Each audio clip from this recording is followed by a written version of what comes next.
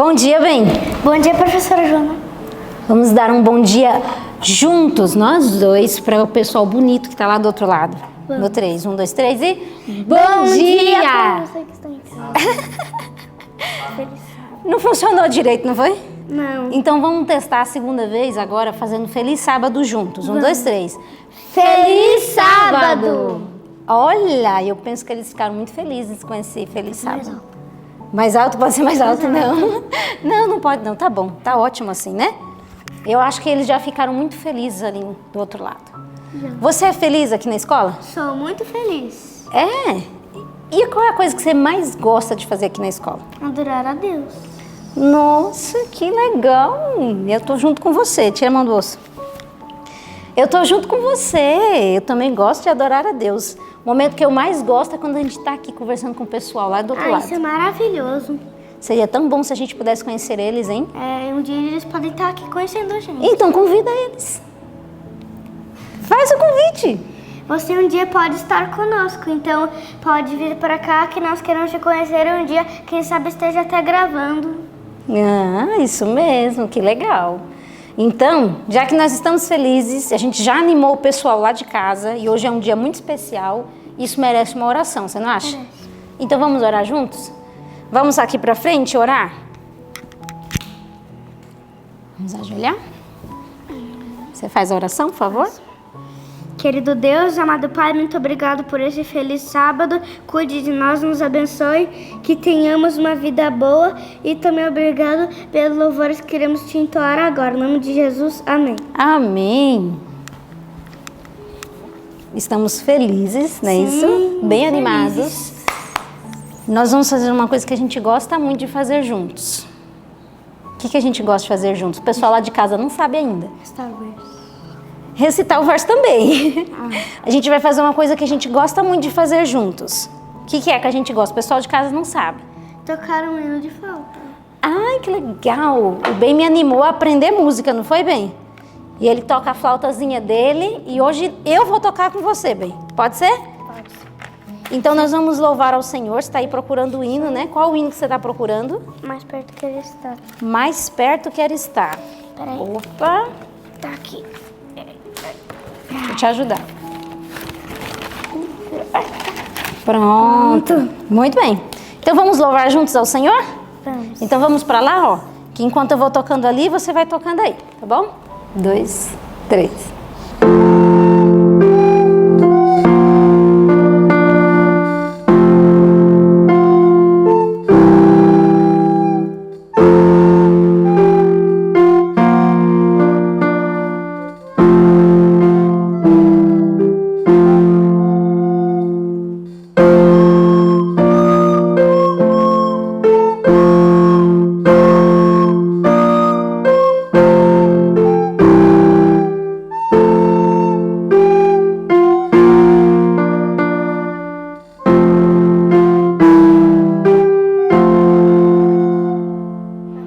Amém, aleluia, né? Como é bom, né, a gente louvar ao Senhor. Sim, os anjos estavam nos acompanhando com certeza no céu com os instrumentos dele. Com certeza. Harpa. Como é bom a gente aprender um instrumento para poder ter mais uma coisa para louvar a Sim, Deus. porque lá no céu a Bíblia fala que tem harpas e trombeta. Uau, eu quero saber tocar harpa. Mas eu acho que só no céu mesmo, que diz que é um instrumento bem difícil. Será? Mas Você já viu alguma harpa? Já Davi tocava. Davi tocava, né? Era pastor. Tá bom. Então, lá no céu a gente vai tocar harpa, tá bom? Enquanto isso, até a gente não chegar lá, né? A gente vai usando a flauta e vai usando o que Deus nos deu aqui na terra pra gente ir usando, né? Agora, tem outra coisa que a gente gosta de fazer juntos, né? Qual é? Recitar verso. Recitar os versos. Muito bem. Então vamos convidar o pessoal lá de casa. Vamos convidar eles a abrir a Bíblia deles no livro de Hebreus 4, do verso 9 até o verso 12. Muito bem. Então abra aí a sua Bíblia e vamos recitar. Vamos dar um tempinho para eles abrir a Bíblia. Vamos. Abra aí a sua Bíblia e vamos recitar. 1, 2, 3. Hebreus 4, do 9 ao 12. Portanto, resta ainda um repouso para o povo de Deus. porque aquele que entrou no seu repouso, ele próprio repousou de suas obras, como Deus das suas. Procuremos, pois, entrar naquele repouso, para que ninguém caia no mesmo exemplo de desobediência, porque a palavra de Deus é viva e eficaz, e mais penetrante do que espada alguma de 2 gumes, e penetra até a divisão da alma e do espírito, e das juntas e medulas, e é apta para discernir os pensamentos e intenções do coração. Hebreus 4, do 9 ao 12. Hebreus 4, do 9 ao 12. Portanto, resta ainda um repouso para o povo de Deus, porque aquele que entrou no seu repouso, ele próprio repousou de suas obras, como Deus das suas. Procuremos, pois, entrar naquele repouso, para que ninguém caia no mesmo exemplo de desobediência, porque a palavra de Deus é viva e eficaz, e mais penetrante do que espada alguma de 2 gumes, e penetra até a divisão da alma e do espírito, e das juntas e medulas, e é apta para discernir os pensamentos e intenções do coração. Hebreus 4, do 9 ao 12. Hebreus 4, do 9 ao 12. Portanto, resta ainda um repouso para o povo de Deus, porque aquele que entrou no seu repouso, ele próprio repousou de suas obras, como Deus das suas.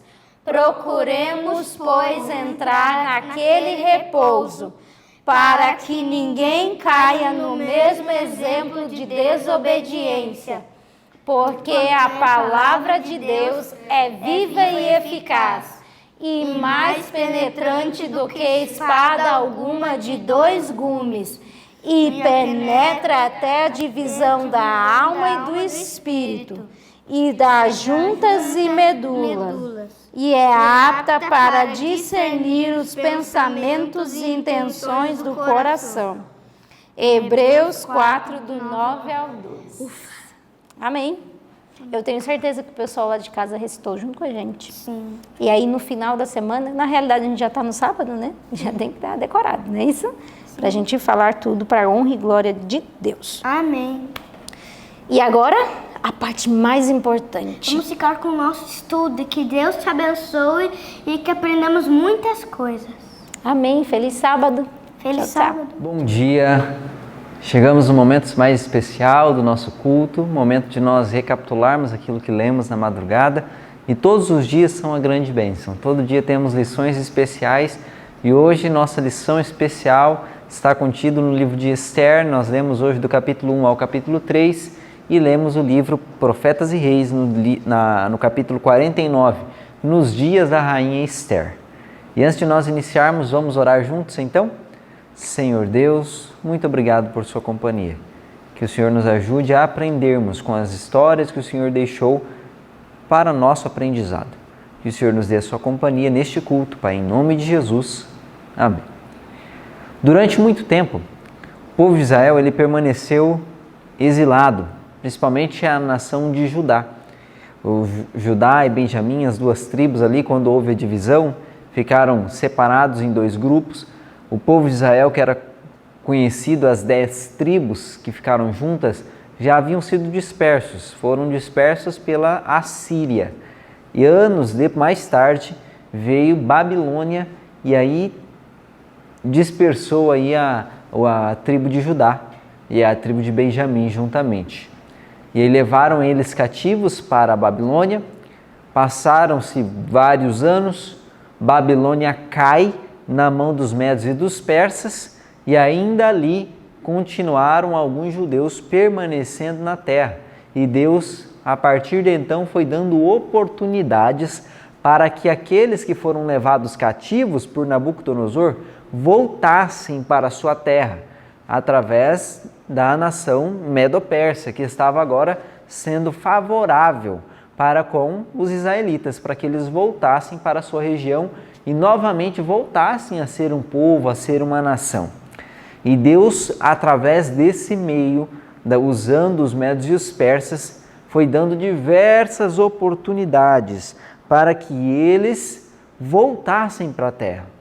Mas nós vimos durante esse período que eles não atenderam de pronto ao chamado de volta à sua terra.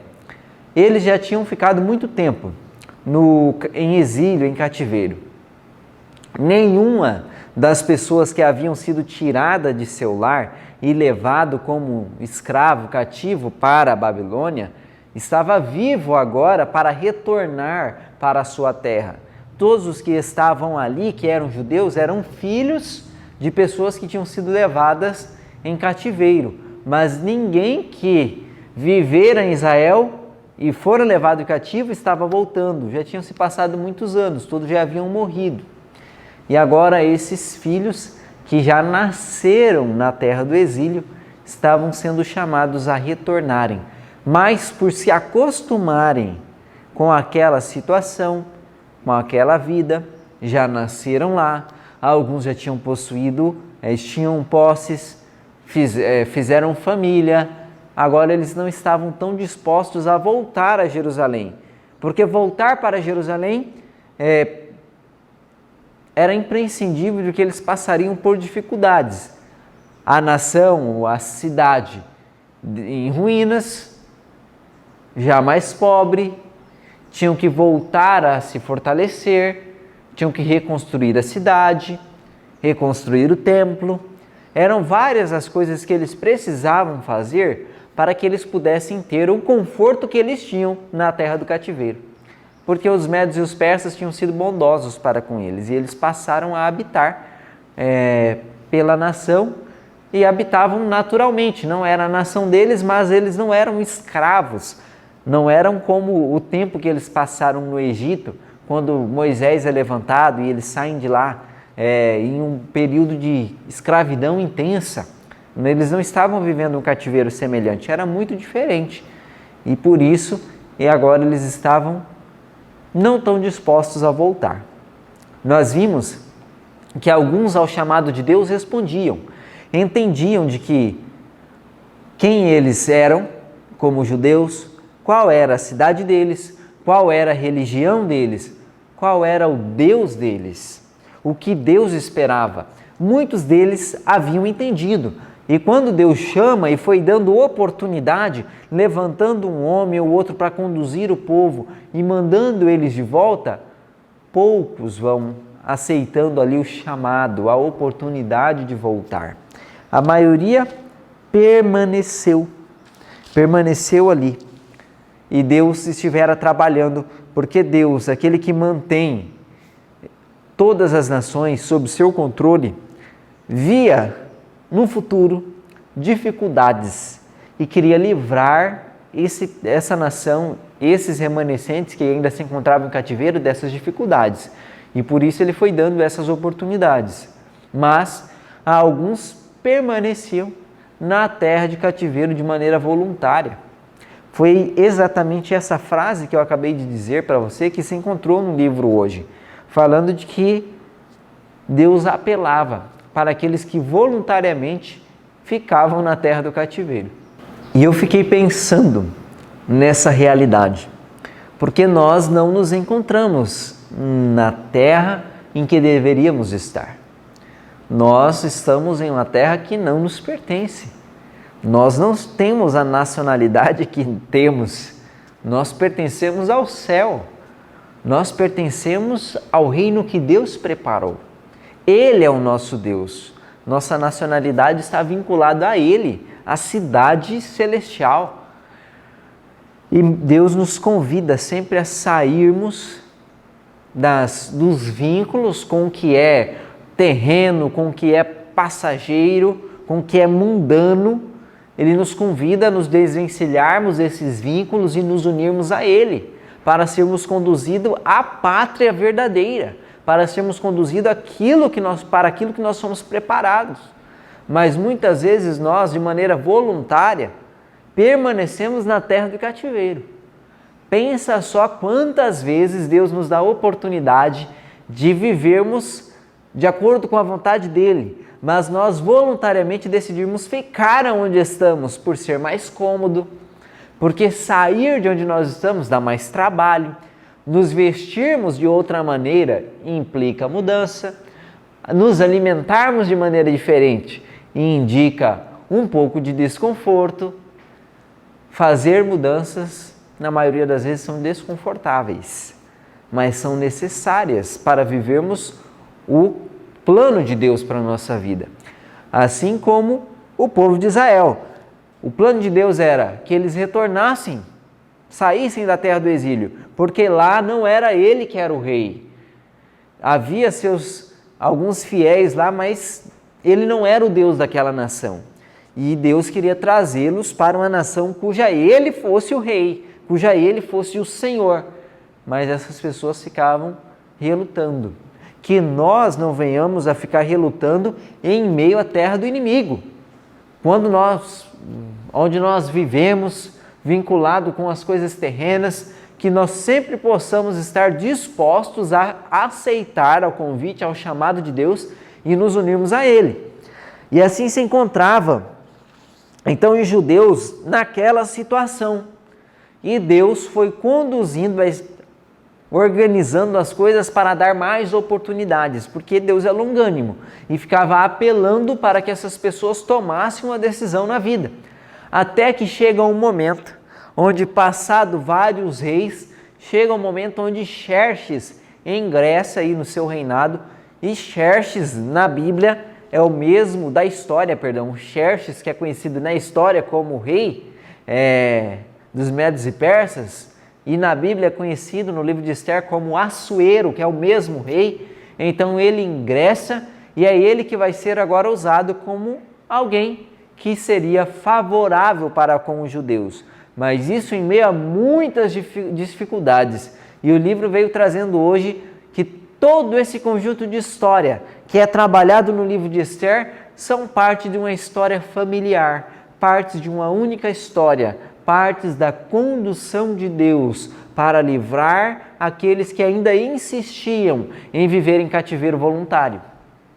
Olha só como Deus trabalha. Deus é tão misericordioso. E hoje nós vimos no livro de Esther. Abra aí sua Bíblia, lá em Esther, capítulo 2, o verso 15, onde aparece já Esther em cena e aparece Esther tendo a oportunidade de fazer parte daquela nação e ser rainha daquela nação. Olha só que grande privilégio foi concedido a Esther. Verso 15 do capítulo 2 do livro de Esther vai nos dizer assim: chegando, pois, a vez de Esther, filha de Abiail, tio de Mordecai, que a tomara por sua filha para ir ao rei, coisa nenhuma pediu.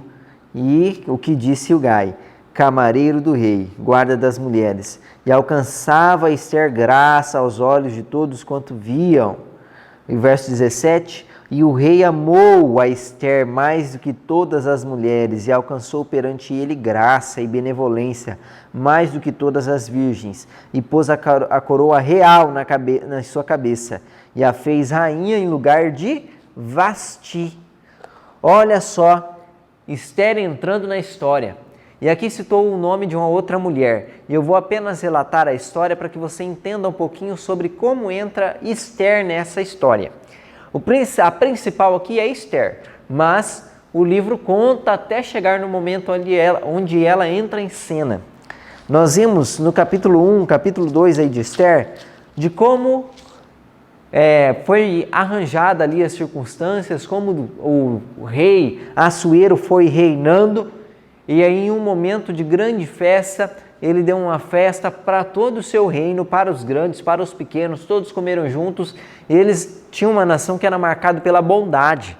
Então lá estavam eles, e aí depois de alguns dias de festa, bebendo, o rei Assuero já se sentiu um pouco mais alegre devido ao vinho, e aí ele quis impressionar as pessoas que estavam no seu banquete com sua esposa, com uma rainha que ele tinha em seu reino, que era Vasti, porque ela era uma mulher extremamente formosa, e mandou chamar a Vasti. Quando Vasti foi chamada, ela recusou ir, porque ela observou, estão em uma festa, todos bêbados. Não quis atender aos reclamos de seu esposo, que estava embriagado. E não foi. Decidiu não ir. Passados os dias, o rei se reuniu com os príncipes, os sábios de seu reino, para decidir aquele caso. Olha, Vasti desobedeceu o rei. E agora eles iam decidir o que aconteceria.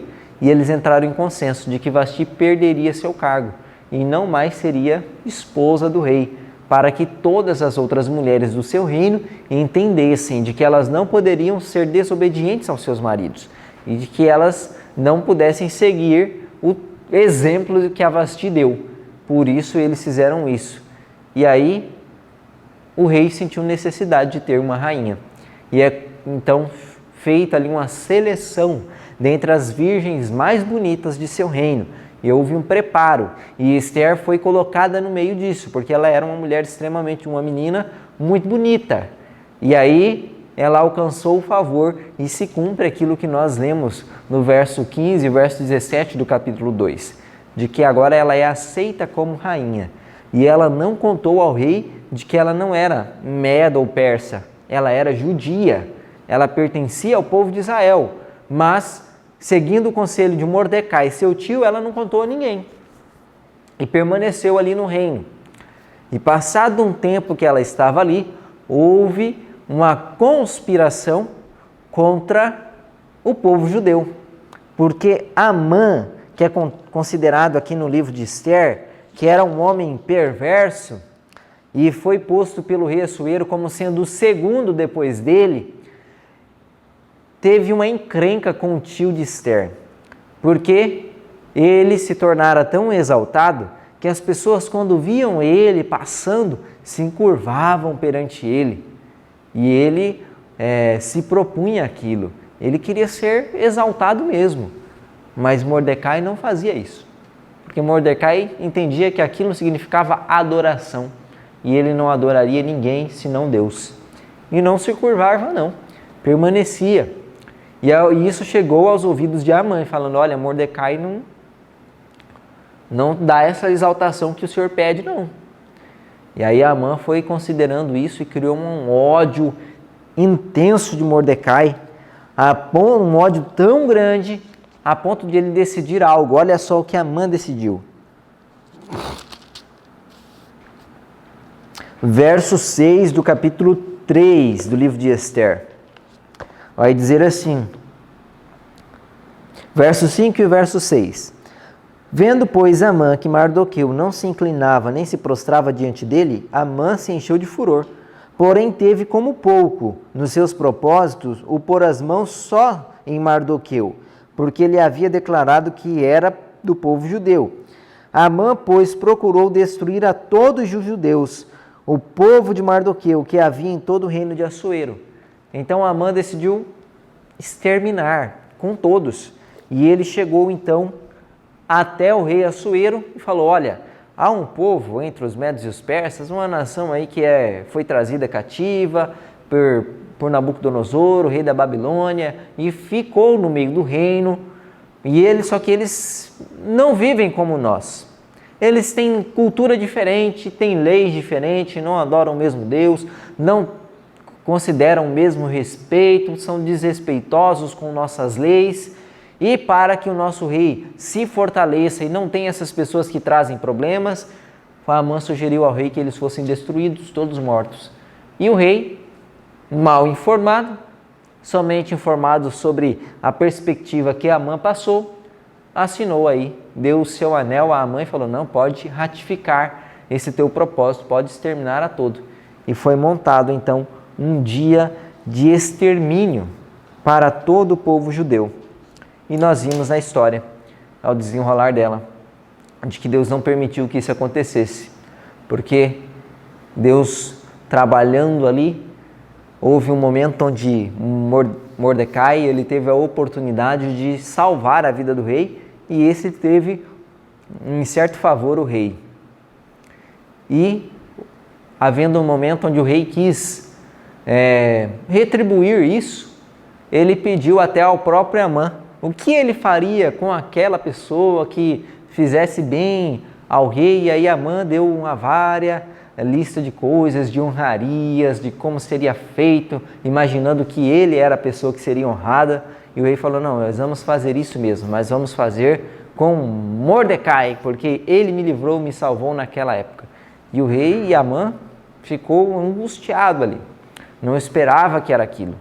E depois Esther ficou sabendo então de que dos planos de Amã, de tudo que havia sido feito, e ela intercede pelo povo, e ela exige que o povo entre em um momento de jejum e oração, que clamem a Deus do céu para que eles os libertasse. E o rei ouve, o rei atende, e o rei dá oportunidade então de que os judeus eles pudessem se salvar, dá oportunidade de defesa a eles. Em chegado o momento, o dia determinado em que Amã havia determinado aquele edito de que onde se encontrassem judeus, aquelas pessoas que morassem ali perto deles poderiam matar eles e tomar os bens. E agora, em resposta à oração, à intervenção de Deus, foi dado um escape, falando que os judeus poderiam se defender. E isso fez com que os judeus ficassem extremamente felizes, alegres. E o Senhor, inclusive, mandou os seus anjos para livrar aqueles filhos deles da mão do inimigo. E eles prevaleceram sobre todos aqueles que tentaram tirar a vida deles. E nós vimos ali o livramento de Deus. E o livro veio trazendo que esse intento de destruir o povo de Deus, de atrapalhar tudo, acabar com aquilo, vinha de um plano direto de Satanás. Era Satanás que estava trabalhando ali, até o livro trouxe que era para aliviar a terra, porque eles permaneciam ainda fiéis a Deus, eles adoravam a Jeová, e Satanás queria ter aquela nação livre deles, e trabalhou ali, mas Deus foi mais forte. Deus venceu aquele conflito, livrou o seu povo. E o grande desfecho de nossa história de hoje, o grande aprendizado, é que o livro veio trazendo de que essa história é muito similar com o que nós iremos passar no tempo do fim.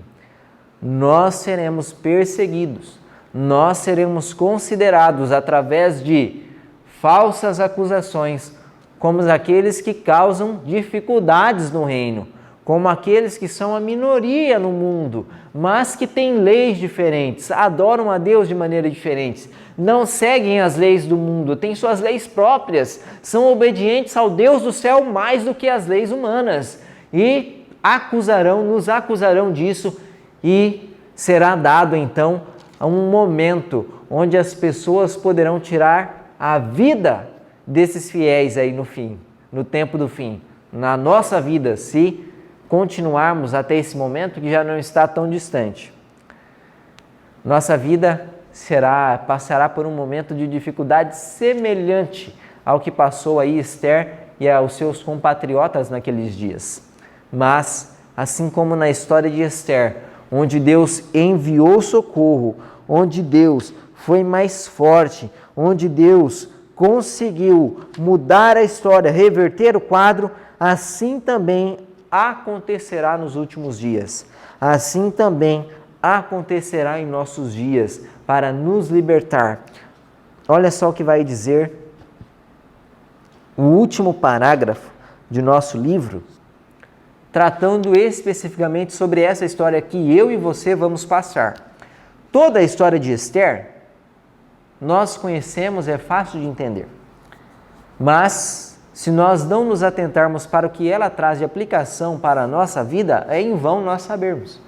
Então, olha só o porquê que Deus deixou essa história relatada.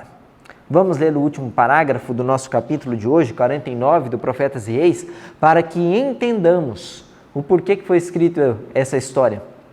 Último parágrafo.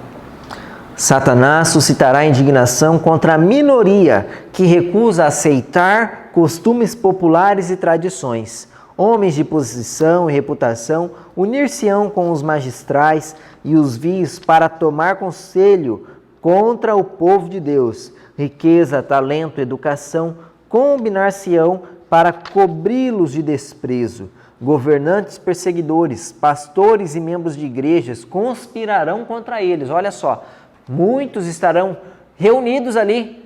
Governantes, pastores, membros de igreja, todos irão conspirar contra esses fiéis. De viva voz e pela penas, alardes, ameaças, ridículo, procurarão subverter-lhes a fé. Mediante falsas representações e irados apelos, os homens suscitarão as paixões do povo, não possuindo assim diz as Escrituras, para se apresentar contra os advogados do sábado bíblico, eles recorrerão a opressivos preceitos de lei que lhes supram a falta. A fim de assegurar popularidade e beneplácito, os legisladores se renderão aos reclamos das leis dominicais, mas os que temem a Deus não podem aceitar uma instituição que viole um preceito do Decálogo. Neste campo se travará o último grande conflito na controvérsia entre a verdade e o erro, e nós não somos deixados em dúvida quanto ao desfecho. Hoje, como nos dias de Ester e Mardoqueu, o Senhor vindicará sua verdade e seu povo. Nós presenciaremos o último grande conflito, e ele será em obedecer às ordens terrenas, às ordens do mundo, ou obedecer à lei de Deus. E nós permaneceremos obedientes à lei de Deus, unidos, fiéis a Deus e com a certeza de que assim como Deus livrou o povo de Ester das mãos do inimigo, assim Deus nos livrará, seu povo, das mãos do inimigo também. E não apenas nos dará a vida, mas nos concederá a vida eterna. Que Deus possa nos fortalecer e quando chegar o momento de provação, nós possamos nos manter confiantes em Deus, assim como permaneceram esses fiéis que nós estudamos a história deles hoje, Ester, Mardoqueu e todo o povo judeu. Que nós possamos também estarmos prontos para sairmos da terra do cativeiro e irmos para onde Deus tem preparado para nós. Vamos orar a Deus pedindo que Ele nos prepare nesse dia? Senhor nosso Deus, vimos hoje na história de Ester como o Senhor trabalhou para tirar seus filhos do cativeiro e muitos decidiram permanecer em terra estranha. Que nós não venhamos cometer isso. Sempre que o Senhor nos chamar e nos der oportunidade de vivermos com um alvo elevado e mais unidos com a Tua Palavra, que nós possamos estar prontos a aceitar. Que o Senhor nos ajude a aceitarmos o Teu chamado, os Teus planos para a nossa vida. E que quando surgirem os momentos de dificuldades e aperto que teremos que enfrentar nesses últimos dias, nós possamos ter a nossa fé firme no Senhor, assim como tiveram Ester, Mardoqueu e todo o povo de Israel. Que nós possamos esperar com confiança o Teu livramento, porque com certeza virá. Nos fortaleça nesse dia, nos conceda o Teu Espírito Santo, em nome de Jesus. Amém. Que você tenha um dia abençoado por Deus, na companhia de seus santos anjos e imbuído por seu Espírito Santo. Que Deus lhe abençoe.